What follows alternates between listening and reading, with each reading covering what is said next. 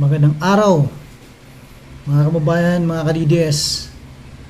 Disclaimer lang ang pag-repost at pag-replay kung sa video content na ito ay propagation purposes para sa dagdag kaalaman ng ating mga viewers. Credit to the rightful owner, Attorney Nel Abayon. Napakahusay, napakalinis, madaling maintindihan, very specific ang kanyang mga explanation. May reference, may basis sa madaling salita based upon proven security principles according to the language of the law. Lalong-lalo na pagkarapatang pangtao ang pag-uusapan. Panoorin natin mga kababayan. Pag-usapan naman natin yung mga personal observations and thoughts ko po so far sa mga rallies, anti-corruption rallies po across our country. Okay? So kung ako po tatanungin ninyo, ang una ko pong masasabi dyan ay ang tingin ko yung mga nakaupo currently, despite all the rallies that is happening in our country, parang hindi sila nagkakaroon ng sense of urgency, if you ask me. And the reason being po, kaya ako nasabi na parang walang sense of urgency para may mapanagot yung mga dapat managot is because ilang buwan na po, di ba, yung mga hearings sa flood control issues, sa mga corruption, nagkaroon pa tayo ng independent commission, the ICI. Pero from there po, wala pang nakikita tayong naaresto talaga na allegedly involved. Diba? And the reason po why I'm emphasizing that is because ito po yung number one example ko. Okay, so yung point ko dito sa post na to is that kung gugustuhin talaga, pwede naman gawan ng paraan. Diba? Kasi kung makikita nyo dito, ito si Congressman Leandro Leviste, kahapon lang 6:29 AM, may pinangalanan siyang mga newly appointed undersecretary sa DPWH, si Yusek Perez, over alleged link to contractor. So yan po yung sa interview ni Congressman Leviste, and then sa hapon lang din of the same day, October 17, announced that DPWH Yusek Ari Perez tendered his revocable resignation. Diba? So, ang point ko dito, this all happened in one day. Diba? So, kung gugustuhin, kaya naman sana. Another example pa din po na gusto ko lang din i-share dito sa inyo is, yan, ito rin po. Diba? So, this all happened in a very short amount of time. October 3 lang to nag-post si Mike Romero. Ito po yung tungkol dun sa joke niya yung sa Bugo City Hall nung sa earthquake. And then, by October 9, the vlogger was arrested right away. Diba? So imagine, in a span of 6 days, he was arrested. So hindi ko sure kung ano yung pinang-arrest dito na basis ng NBI. It's probably under warrantless arrest. But yung next question nga po dito, kung ako lang tatanungin, this can be questioned whether or not there is still a reasonable time na papasok siya under dun sa warrantless arrest provisions considering 6 days that lapsed. But anyway, NBI was able to do it, di ba? Despite that, na-arresto nila yung vlogger after 6 days. So bakit po dito sa flood control natin, despite the billions involved, ay wala pang na-aresto? Di ba?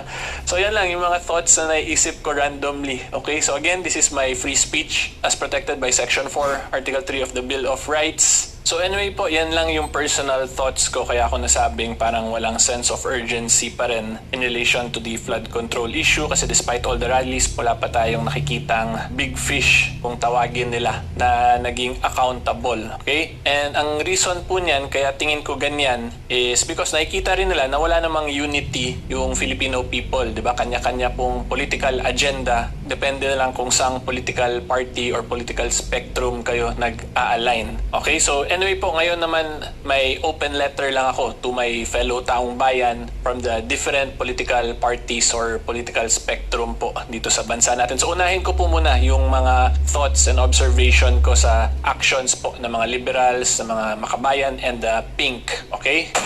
Unang-una po, klaruhin ko lang if you are a member of the Liberal Party, a pink, or a makabayan na watching this video and listening to my thoughts, my personal observations, make sure po na pakinggan nyo fully yung sasabihin ko sa inyo at pakinggan nyo rin fully po yung sasabihin ko naman dun sa kabilang grupo. Okay? Para magets nyo yung pinaka-point ko talaga dito. Okay? So anyway po, yung gusto ko lang first na question talaga sa kanila is sa rallies po, laging may binabanggit na Marcos resign, di ba? Because of the corruption issues. However, despite all those Marcos resign chants and the placards, ang question ko talaga is that bakit hindi po kayo nagfa-file ng impeachment case against him, diba? So this is my challenge po to all of you. Kung tingin nyo talaga na he should resign, hindi naman kailangan antayin ninyo mag-resign ng isang impeachable officer. So this one I am directing po dun sa mga members of the liberal na nasa Congress, diba? Kasi we have to remember po, the Constitution gives the power to impeach impeachable officers to the House of Representatives. So if the Makabayan bloc, the liberals, and the pinks believe na Marcos should resign, then any reasonable person po could conclude na with those statements ninyo, it means tingin nyo may violation din na ginawa si President Bongbong Marcos, diba? It may be disloyalty to the Republic of the Philippines or a culpable violation of the Constitution. So kayo na po bahala dyan mag-justify kung bakit nyo sinasabi na Marcos resign. But anyway po, going back, my main point here is, if you believe Marcos should resign, wag nyo na sana yun antayin, kundi kayo na mismo mag-lead, diba? You can do that via impeachment kasi meron naman pong members ng House na that belongs to the liberals, to the pinks, or to the Makabayan. Madami po kayo actually dyan, diba? And as a matter of fact po, diba, yung Akbayan party list ngayon, kayo po yung party list na may highest number of votes, meron po kayong 3 seats. So sa isang party list pa lang po, 3 na agad yun. But however, despite that,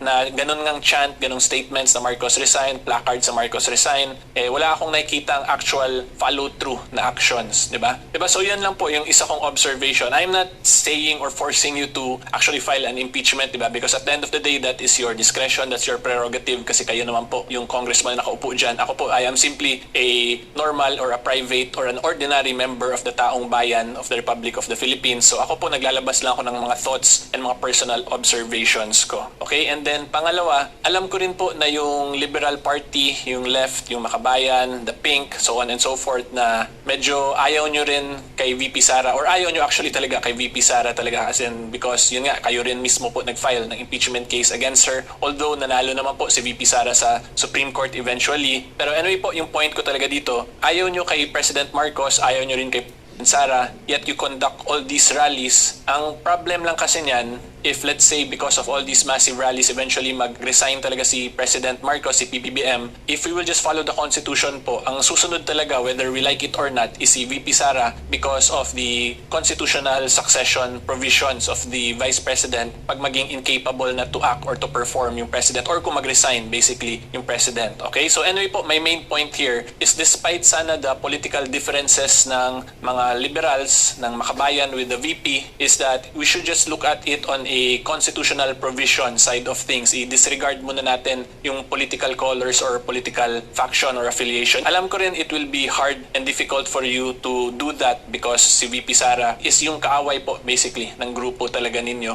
But anyway po, just to keep it simple na lang, ang main point ko dito is that i-disregard mo na yung political colors, political affiliations, so on and so forth, and let's just follow and respect the Constitution, diba? Because at the end of the day, tayo naman pong lahat, we are all Filipinos, therefore we adhere allegiance to the Republic of the Philippines and the 1987 Philippine Constitution. Okay, so yan lang po yung mga personal thoughts and observations ko so far in relation to all the actions po and statements of the liberal group, the pink, the Makabayan, in relation to these anti-corruption rallies and protests. Diba? So alam ko mahirap din yan on your side because politics is a very complicated matter talaga. But that is just conclusion po from a reasonable political observant. Okay? So ngayon po, pupunta naman tayo sa mga Duterte supporters, yung magbibigay naman po ako ng open letter sa kanila.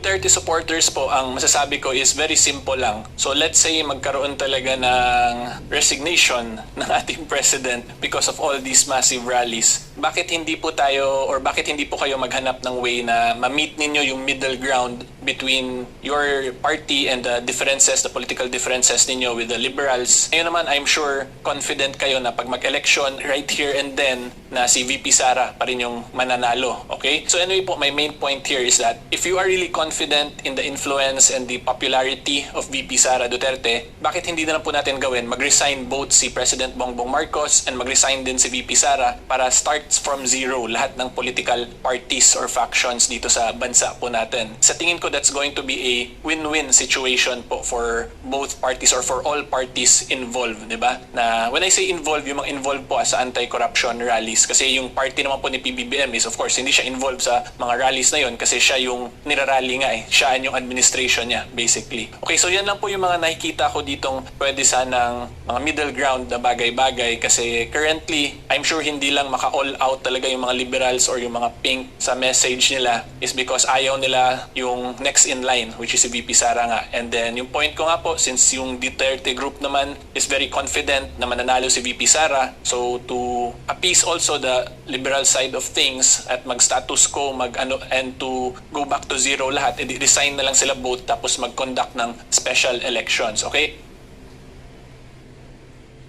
And magkakaroon po talaga yan ng special elections kung sabay sila mag-resign kasi wala na pong president and wala na pong magiging acting vice president. So the Congress in that situation has to call for a special elections po agad. Okay, so yan lang yung nakikita ko na pwedeng gawin, di ba? So yung sa liberal, since mahirap sundin yung constitutional line of succession because ayaw din nila kay VP Sara, ayaw din nila kay President Marcos, and then sa side naman po ng Duterte, since confident naman sila kay VP Sara, edi mag-resign na lang din po siya para patas at simula sa zero. This is basically somewhat related dun sa sinabi ni Senator Cayetano, yung snap elections, di ba? Na mag-snap elections, mag-resign na lang lahat. Pero yung problem lang po kasi dun sa example ni Senator Cayetano, medyo nasobrahan po yun sa extreme kasi mawawala din yung congressmen, senators. So in that situation, wala pong magkukol ng special election. So kailangan po more or less ang nakikita ko dun magkaroon ng adoption of a new constitution. So medyo madugo at magulo pa po yun. So yan lang po yung mga personal thoughts ko and observation para magkaroon po ng unity between the different numerous political factions at magkaroon ng sense of urgency na sa